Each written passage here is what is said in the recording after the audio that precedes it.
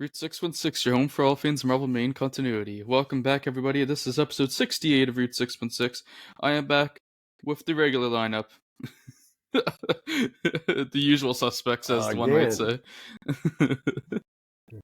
Go, doctor, because it's going to get strange. Oh, fuck. Oh, Bill, really? Dan's right there, and you're doing the work. Oh, and we're unscripted, people. Yeah. Oh, yeah. Yeah. Okay, Let me just get rid of that script. I don't have any paper lying here that I can tear up. I don't want to tear up my wrestling notes that I still need. But can we start, before we go anywhere, can we start with Godzilla -1? If you want to. I have no comments on it. I have no spoilers. I'm not going to give spoilers. Godzilla destroys Tokyo. There you go. Spoiler. Damn it, you've seen it. I'm assuming neither of you've seen it because it hasn't been released here yet. But oh my God. Wow.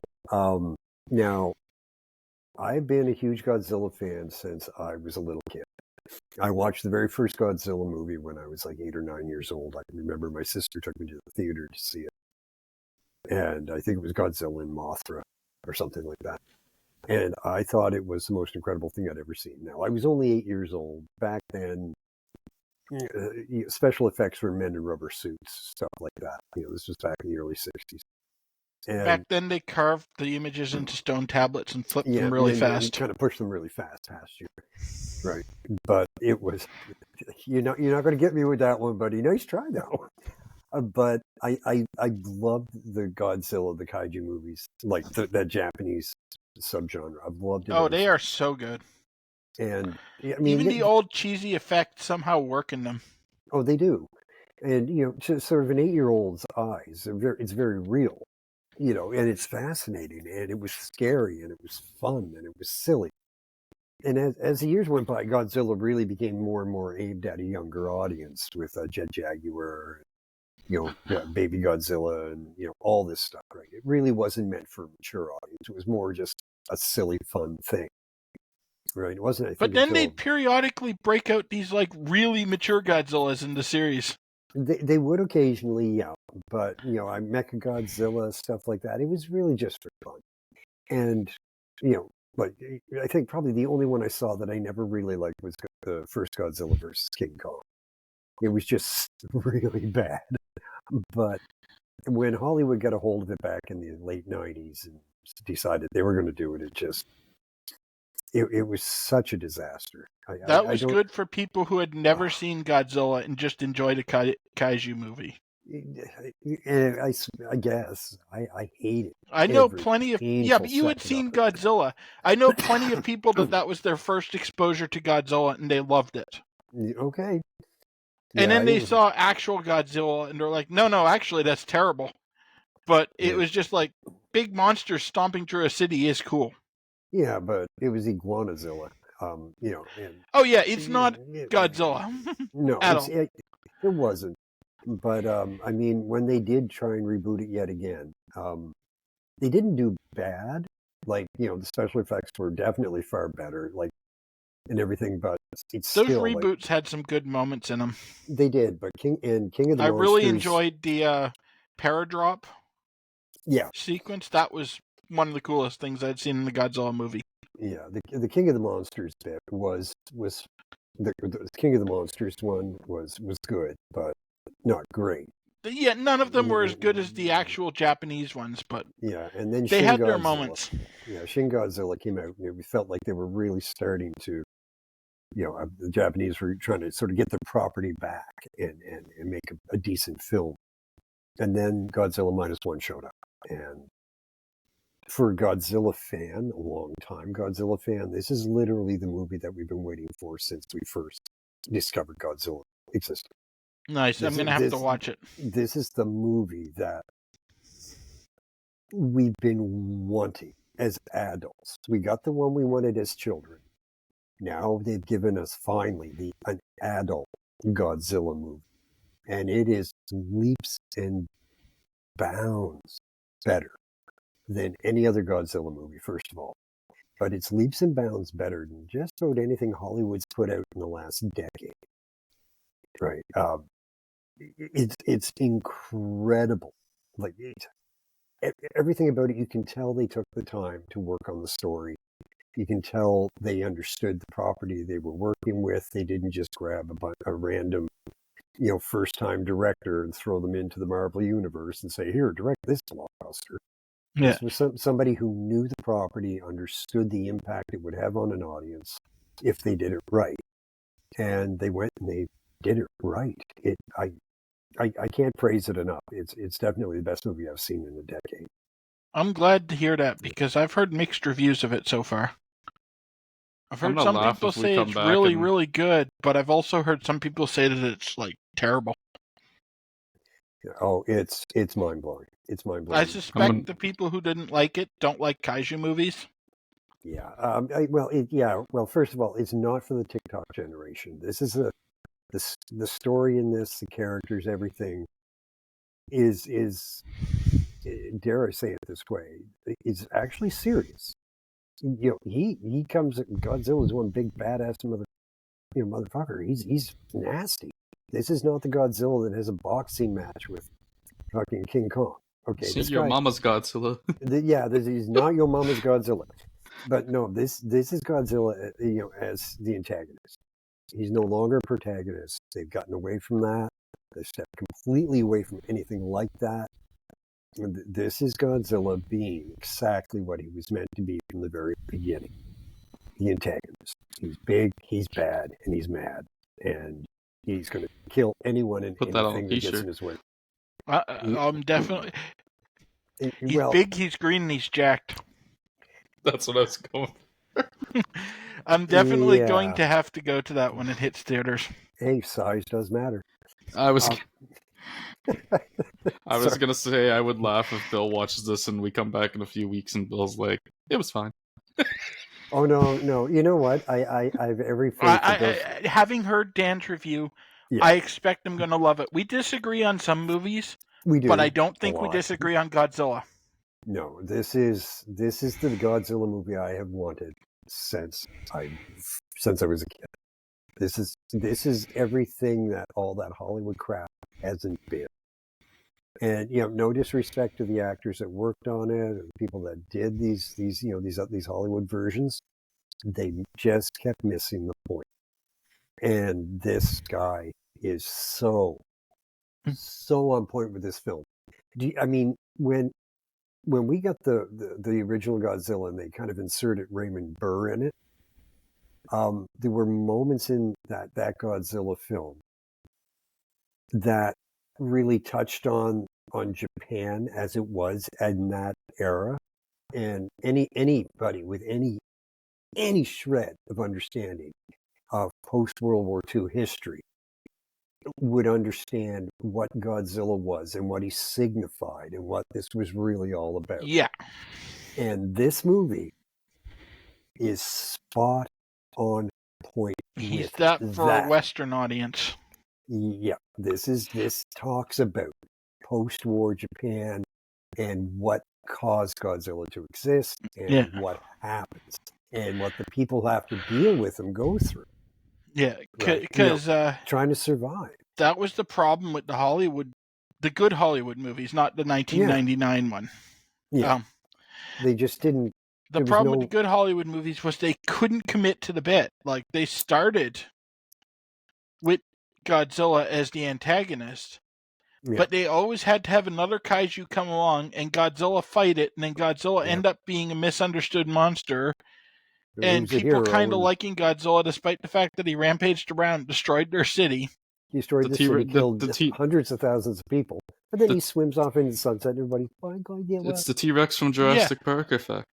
Yeah, they had to make it a good guy in the end. Whereas if you keep Godzilla as the antagonist, even if he kills another kaiju, he's still a giant rampaging lizard with no morality or purpose. He's just a huge creature, and we're ants to him.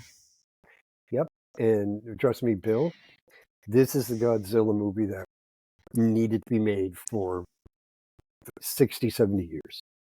This is the movie that I've been waiting for. And I'm going to it. I'm so glad somebody's finally made it. Before I was probably going to wait and buy it on YouTube. Now I'm going to it. I unfortunately did not get to see it in theaters, but when it comes into the theaters, I am going because I cannot wait to see this on the big screen. Holy crap! Oh, finally going to see a good Godzilla movie in theaters because I've only ever seen one Godzilla movie in theaters. Oh, please say it was 99. Of course, it was 99. Yeah, I saw that in theaters. And actually, in the 99 version, you can almost see Godzilla. There's about 4 scenes where you almost see him. Right? I don't know. Yeah. Some of those scenes are pretty dark still. Yeah, well, they're really dark, but he is there in that image. Like, for 3 or 4 seconds, you actually so it's like watching Aliens versus Predator. Yes, exactly. The second one. Pretty much. The second one. It's so dark that you can't see Godzilla for most of it. Yeah. What you usually get is a foot or a nose or a finger or a tail. Right, you don't really get to see him hardly ever in the film. If you've seen the music video that was huge about the time that came out with the song from the soundtrack by the rapper that I don't remember, you see more Godzilla in that music video than you see in the actual movie. Whole film, yeah. It's true. I watched a review on the movie one time. I know. I've heard how bad it is. He was bad enough that he was killed in 3 seconds by Godzilla, which unfortunately makes him canon. Yeah. Zilla is canon. But it's not Godzilla, and it was killed in 3 seconds in Shin Godzilla. Yeah. Oh God. But so that's my piece for films. Go see this friggin' movie. Anybody listen to this, you will not regret it. Whether you like monster movies or not, you're still going to enjoy this movie regardless. This podcast is not brought to you by Godzilla -1. Dan just thinks it's a great movie. Yeah, no, it hasn't been brought by anybody. I just think you need to see what do you expect? It's about a prehistoric creature rampaging through modern society. Dan relates. It takes Dan back. I do. Oh, the good old days. He's been waiting for a time period piece that he could get into. Yeah, pretty much. Oh shit. Well, I guess let's get into the comics since the whole point was we were getting this out of the way today.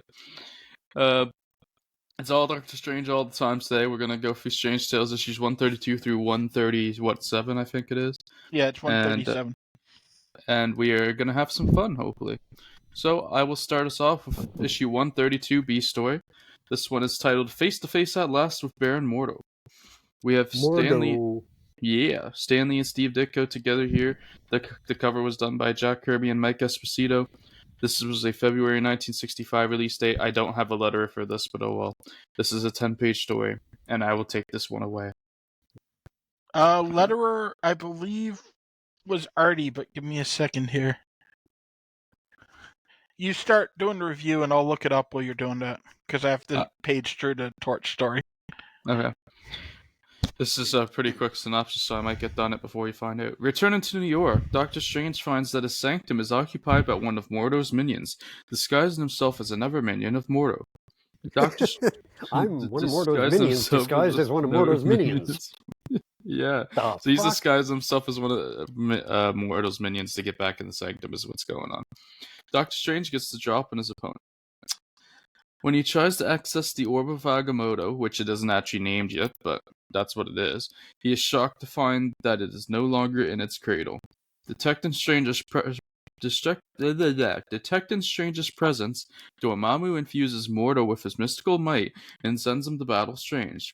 While at the lair of the Ancient One, the weakened Ancient One tells his servant that perhaps only eternity may save him. Back at Strange's sanctum, Dormammu takes full control over Mordo and pours all his mystical power into him, allowing him to easily defeat Doctor Strange, making Strange black during what? Only friends in foreign lands. Easily defeat Doctor Strange, making Strange black during combat. I feel like there's what's going on Black there. out during combat is probably black out. There's a word missing. Okay, I was like, what? Black out during combat. I was like, I don't remember Doctor Strange suddenly becoming black. They didn't do blackface in this one, no. Okay. So that was the end of that synopsis. So this is important in this story arc because it's the first time we're told the name Eternity, and this sends Doctor Strange on a quest to find out what the fuck and who the fuck Eternity is.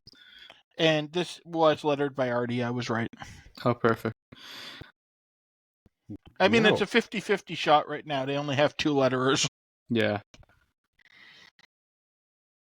But yeah, this was fine. I gave it 3 stars. Not really much remarkable happened here. I actually really enjoyed this one and gave it 4. It's a comic that exists. I didn't mind the concept, but he's fought Mordo so much. I know, but it feels a little refreshed here with the idea of Dormammu thrown in. Dormammu really carries this arc a lot. He does. I mean, if this was just... if it was just Mordo, I would not like this. If this was Mordo, this arc would be sitting comfortably in 2 territory all the time. Yeah. So much of it you're bored with Mordo? Yes. One could say that, in fact. Yeah. Yo mama, whatever.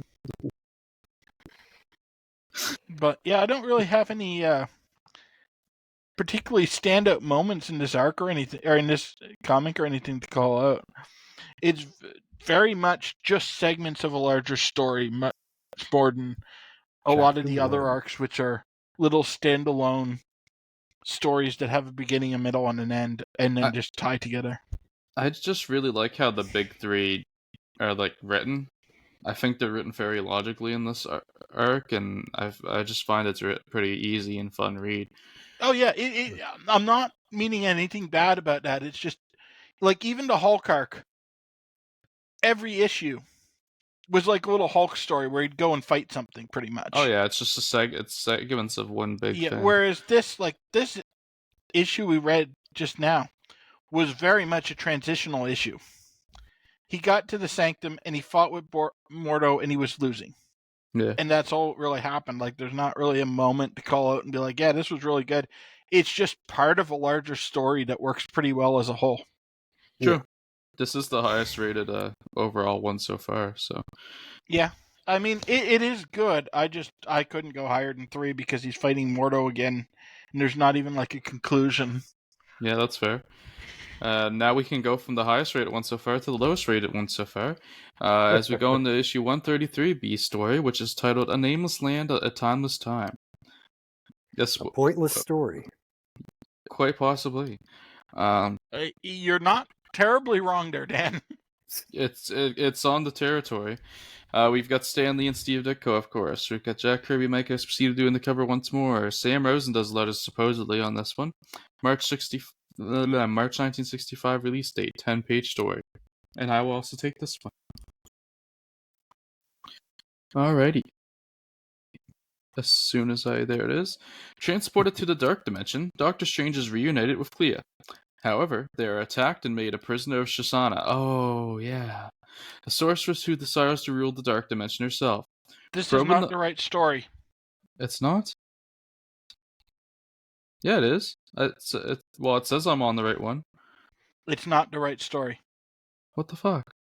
This is the one where he dimensions jumps to get away. That's what I thought by the title. I guess and then he meets that woman, and her sister is like the dictator of the dimension. Yeah, that's what this is. That's Shosanna. Yeah, but it's not... Okay, so what's throwing me is it's not the Dark Dimension. The other woman is not Clea. Reunited with Clea. Okay. So they messed up part of this then. Yeah, that's what threw me, because he doesn't meet Clea until way later in the Clea, yeah, they don't reunite till way later. So the one that she hasn't even gotten captured by Dormammu yet for setting the Nameless Ones out. Yeah, and he doesn't know about her at all. And it does say Clea's in this issue, but I don't think that's where she's in this issue because she's watching what Dormammu's doing in the Dark Dimension. Yeah, I think that's the one But she's not the woman that he meets in this story. Nasaka is the actual character. I didn't know she even had a name. I don't think they give her a name in this story. They don't give her a name in the story. That's just her name she was given later on. It's probably from a handbook that I didn't look up. Yeah, exactly. Okay, so Doctor Strange meets who is Nasaka, but she's unnamed in the story. and however they made a prisoner of Shisana, who is the sorceress, who desires to rule the Dark Dimension herself. That is it's the sister of the one that Doctor Strange has met up with. Yeah, and it's not the Dark Dimension. Not calling you out on this, but just for clarity for people, it's another random dimension. The woman that wants to rule the Dark Dimension is Umar. Yes. So they have this synopsis completely fucked up because when this starts, Doctor Strange is sent through all these different dimensions, then lands in this. Yeah, and the person who wrote this just assumed that it was the Dark Dimension, so therefore Nisaka must be Clea. Yeah. Okay, we cleared that up. Probing the mind of a lesser creature under Shisana's dominion, Doctor Strange learns the source of her power comes from a powerful orb. Do they mention where that orb is hidden? No, the orb is hidden under her throne, so I'll throw that out there too. I don't think he knew that yet. Attacking... Oh wait, no, he did figure that out from the creature. Attacking Shisana once... Well, it doesn't mention it anyway, so I figured I'd throw that in. Yeah, no, that is important. I was wondering if it was later in the synopsis, but no, he did get it there. This synopsis is actually dog shit. Well, yeah, they don't even know who half the characters are. Attacking Shisana once more, Doctor Strange blocks the orb from providing her with power and jumps upon it to destroy it, causing a mystical backlash that sends Doctor Strange through the myriad dimensions. So yeah, I mean, it's a little self-contained story. I liked it, but it's unnecessary. Yeah, this is completely unnecessary, but I thought it was decently fun. I gave it 3. I gave it 3. It was actually surprisingly fun. It's just, you could easily skip this issue with no... Yeah. I think this probably exists because Stan was getting antsy that Doctor Strange didn't seem to be scoring any victories. Yeah, probably. Okay. Because there's another one, spoiler, coming up in the ones I cover today, where he has another little adventure in another dimension and fights some random throwaway bad guy. It happens multiple times throughout this whole big arc where he kind of gets sidetracked for a couple issues. Yeah, and it feels like it's just Stan wanting to actually give people a victory because he feels like if they don't get Doctor Strange winning, they'll stop reading the story. Which is low-key probably what was upsetting Steve, because he couldn't just tell his big story he wanted to tell. Although, I gotta say, I think given the time period, Stan probably had a point, because people weren't used to comics without conclusions. Yeah, and people would have felt like nothing was happening. Stan's not really fully in the wrong here, to be fair, if that was his point, because, I mean, these, like we just said, it's not like it was bad. Nah. Well, okay, the next one is, but I still think it's just, that, like, people really weren't used to comics that would go on for a year and not end the story. Yeah, that's fair. Yeah. Okay. Well, let's move on to issue 134B story. This one is titled Earth Be My Battleground. Stan Lee, Steve Ditko, Jack Kirby, Frank Giacola on the cover, Artie Simic lettering, April 1965 release date, 10-page story, and Dan will have the pleasure of taking us into the mystical world of Doctor Strange. Well, okay, Dan will read the synopsis. Pleasure-wise, don't count on it, people. Okay, Earth Be My Battleground. Being shunted back to Earth's dimension following his battle with Shazana, Doctor Strange once more becomes a target of Baron Mordo, who is still benefiting from an entire army of followers and having his mystical might bolstered by Yomama's powers. However, in the Dark Dimension, Clea helps Doctor Strange gain the upper hand by unleashing the mindless ones, us, I think, isn't it? The three of us, in order to keep Yomama well, definitely busy. The ones that don't like Spider-Man. Oh, well, somebody from the gallery decided to speak up. How is it up there in the nosebleeds, buddy? In order to keep Yomama busy long enough for Strange... for Strange... Get fucked, he's better than your teams. Oh. And that's not me talking. That's the Premier League. No. You know, the people that think Ted Uncle is a good ref. You see what I mean now, Ryan, about Manchester fans? one good fucking game, and suddenly they're going to win the league. Blah blah blah blah blah. Don't know why everybody's picking on Ted Hag, he's the best manager ever. He's like, yeah, like a week ago you wanted him fired, or have you? Oh yeah, you did forget, didn't you? Anyway, don't you know by now? Don't listen to Manchester fans about anything. Yeah. Oh, we figured that out a long time ago. I've had to largely stay off the Manchester subreddits because there's so many idiotic takes. Oh, I know. Okay, let me finish. Speaking of idiotic takes, let me finish this one before we go too far. Okay, so Strange is gaining the upper hand by unleashing the Mindless Ones in order to keep Dormammu busy long enough for Strange to bind Mordo and his minions in molecules.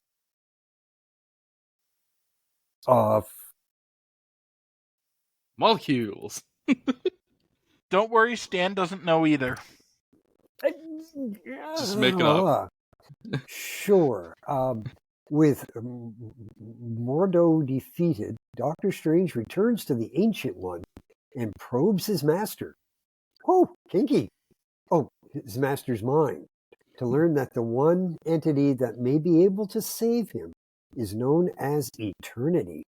Well, this could take a while then. Meanwhile, having restored order to the Dark Dimension, Dormammu begins to wonder who caused the Mindless Ones to get out. I mean, if there's one thing we learned from the aliens, the best route to the mind is through the butt. Yeah, but I don't think it's fair to call Star Wars fans mindless ones, to be honest. I mean, it's just cruel. An awful lot of them hate Andor, so. Wow, that was a backhand shot. It really was. That was very backhanded. I'm impressed. Still had the loaded glove for that one. Yeah. So anybody just let me shake the international object down. Yeah. So there you go. That's it for that one. I like that one. Yeah, this was another completely fine issue. A 3 for me. 3 for me as well. We're actually making some progress with the defeat of Mordo, although unfortunately they don't stick with it. It was probably time to just write Mordo out of the story here, but they keep him going. They sure do. As we move on, next one. Yes, we shall. As we move on to issue 135 B story, Eternity Beckons. Stan Lee and Steve Ditko, Jack Kirby, Frank Giacola on the cover, Sam Rosen on letters, May 1965 release date, 10-page story, and Dan will also take this one. Okay, and just for the record, this cover is even worse than the last one. Wow. So Eternity Beckons. Seeking information that could help him locate the entity known as Eternity, Doctor Strange travels to London, dealing with any of Mordo's minions sent to deal with him. Well, that's good of him. While in the Dark Dimension, Dormammu learns that it was Clea who had released the Mindless Ones during his previous attack on Doctor Strange. Visiting a mystic named Sir Baskerville, really? Yeah. And really? Yes, they are deliberately referencing that, even though they don't go into any depth with it. Oh, God. Okay, visiting a mystic named Sir Baskerville, Baskerville tells Strange that he has knowledge of eternity in some scrolls. Cool. However, Baskerville is really an agent of Baron Mordo and alerts his master. I know, I'm shocked.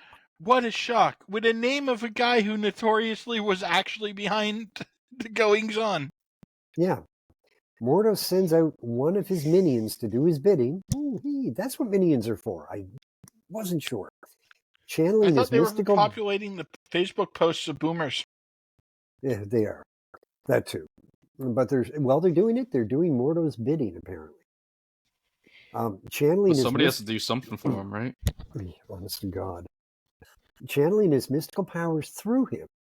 However, Strange easily defeats Mordo's minion, knocks out Baskerville, and fights off more of Mordo's astral minions before departing the castle. God, what do you guys like about this? Mordo arrives shortly after to find that his opponent has escaped.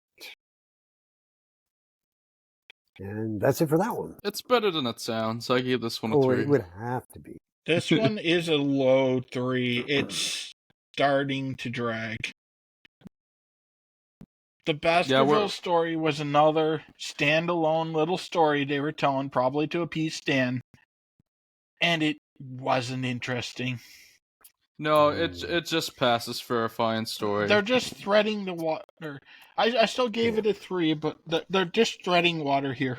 We're entering this few issue stretch here where it's pretty off task from the main task. I suspect this is probably when Stan and Steve stopped talking as much, and so they were just kind of trying to hold position until they figured out where they were going with things. It's just, okay. I kind of hoped for more from Doctor Strange. I really did. Steve Ditko he's nutty, but his nuttiness makes sense in a way. So he gets away with a lot. Grounded too, because like that's what Spider-Man's one of the more grounded stories they do. Kool-Aid. Yeah, exactly. Yeah, it tastes yummy, Dan. No, seriously, that's what they said about Jim Jones. And then he started handing out free Kool-Aid. I like grape flavor. Said anything. We've got some Kool-Aid for you then. You can drink it while you're watching your Rob Zombie movies. Oh, perfect. We'll even have people with guns stationed around the room to make sure you do. The Jim Jones way. That's right. A good juice and one of my favorites. No concept of what the reference is. Yeah, do I know what the Jonestown Massacre is? Oh, okay. Wow. I am genuinely impressed. I'm just not selling it. Okay, go ahead. It's Bill's turn. Do your worst, Bill. Well, I'm really doing Stan's worst, but I have to wait for Ryan to set it up. Set it up, Ryan. 136B story. What lurks beneath the mask? Do we want to know? Stan Lee, Leonardo Steve DiCaprio. Boredom. Jack Kirby, John Severin on the cover. Hardy Semicolon letters. June 1965 release date. 10-page story, and Bill can start this two-parter off. To be fair, the consensus on the site is much higher on this story than I am. I'm higher than you on the story, too, to be fair. Yeah. Dormammu captures Clea and takes her prisoner for her involvement in the release of the Mindless Ones during one of Dormammu's attempts at destroying Doctor Strange.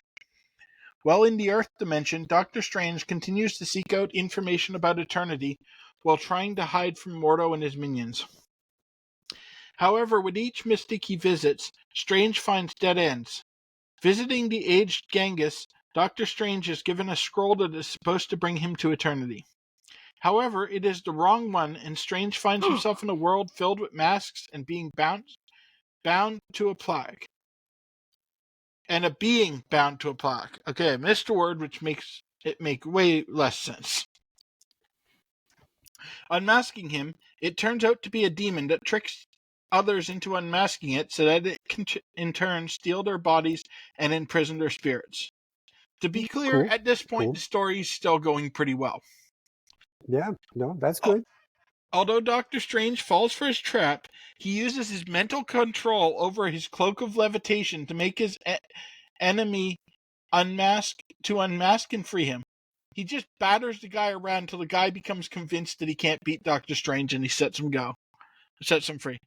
Battling the demon, Doctor Strange easily overpowers him and then sets all his victims free before returning to his own dimension. With all other avenues exhausted, Doctor Strange decides that the only way to learn of Eternity is to probe further into the Ancient One's mind, even at risk of his life. Tell me or you're going to get probed. You'll have to wait for the shockering next issue. Shockering? This, you know what? That wasn't even the story I was thinking it was. I thought this was the two-parter. This isn't the two-parter. This is the really stupid throwaway half of a comic because Stan wanted to do an entire issue, or Steve wanted to do an entire issue on the Mind Probe. And so they threw in the demon to fill like 5 pages, and it derailed what was going along really well, because I liked the part. It has a really strong start. Yeah, I liked the part of Strange going around and talking to all the mystics, trying to get information on Eternity. But oh my god, is the stuff with the demon bad. And they threw in the clear thing, too, with this issue. Yeah, which was also good. Because that made sense. Who else would have set the mindless ones free? Yeah. I mean... I would have. This one still squeaked a 3 out of me, so I liked it. It got a 2 for me, mostly because the demon side was really bad.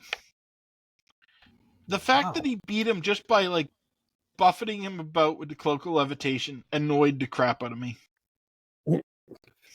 It's very MCU. It is, and it's not good when they do it either.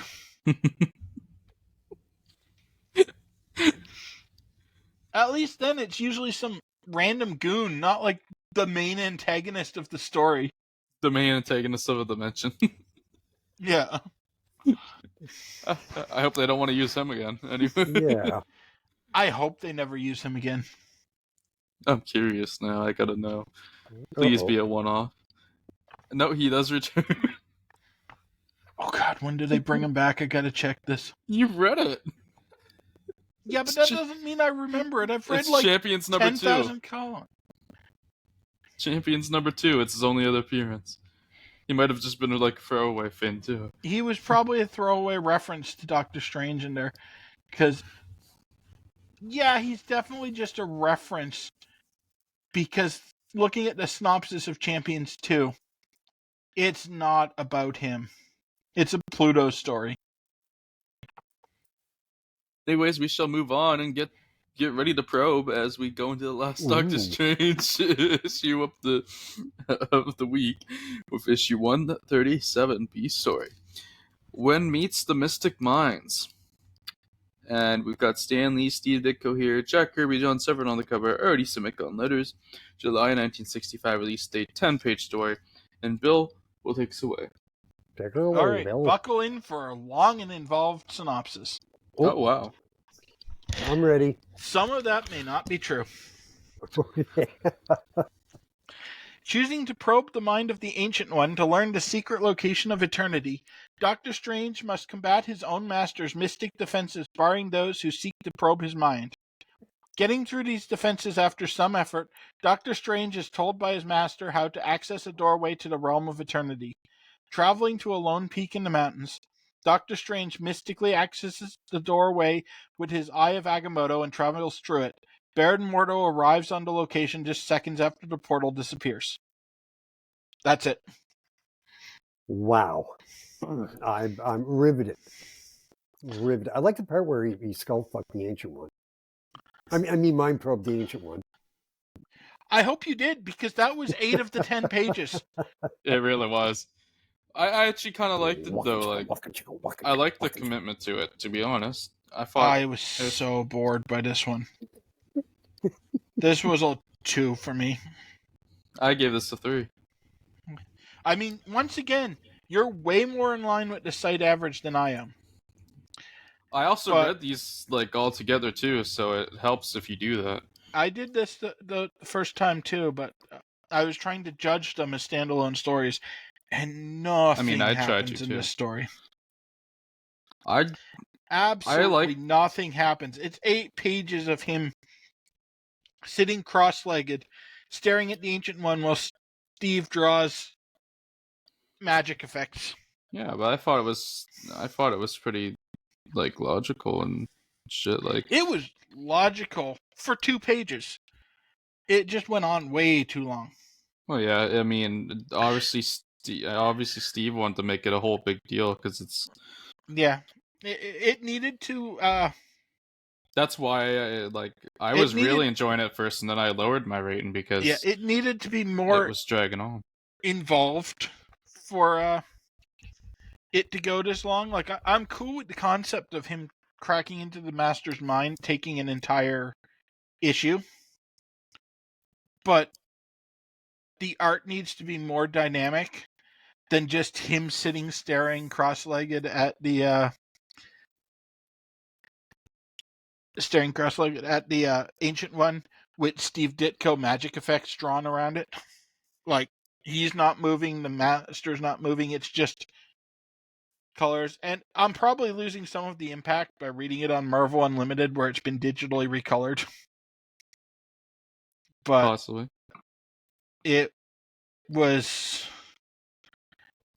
very slow.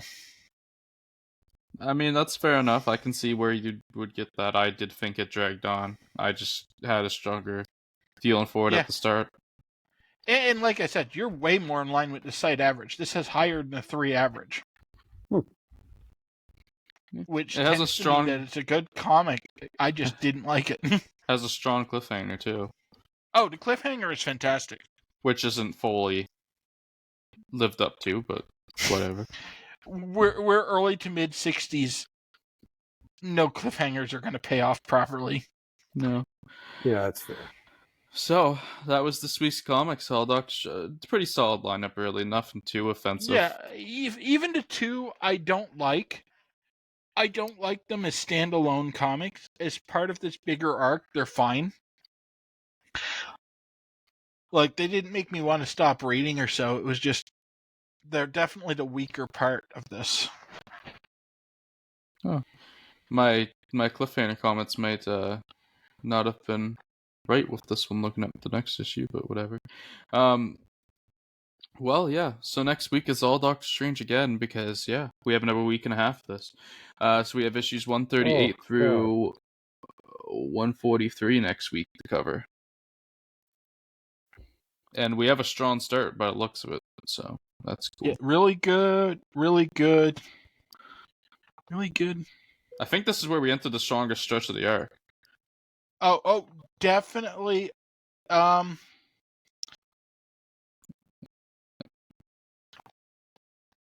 Yeah, okay, it starts falling apart a bit at the end. 143 isn't great. But everything up to that is pretty good. This is definitely one of the stronger parts of the arc. Yeah, so stay tuned for that. For the mystical magic bullshit of Doctor Strange. There's relatively little bullshit in that arc until we get to the filler at the end. Will there be more bourbon? Find it next week.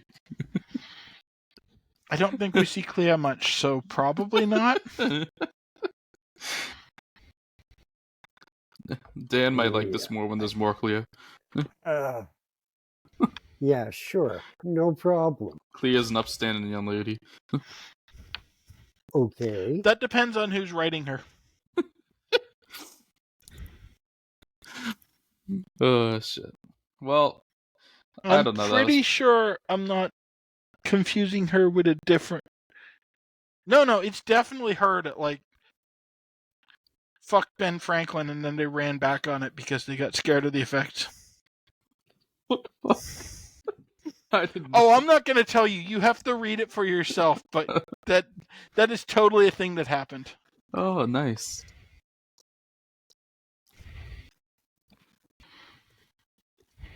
Dan. I have nothing to say about this at all. I think that's a cue. It was not subtle at first, and then they changed writing teams between issues, and the next writing team is like, how can we undo this?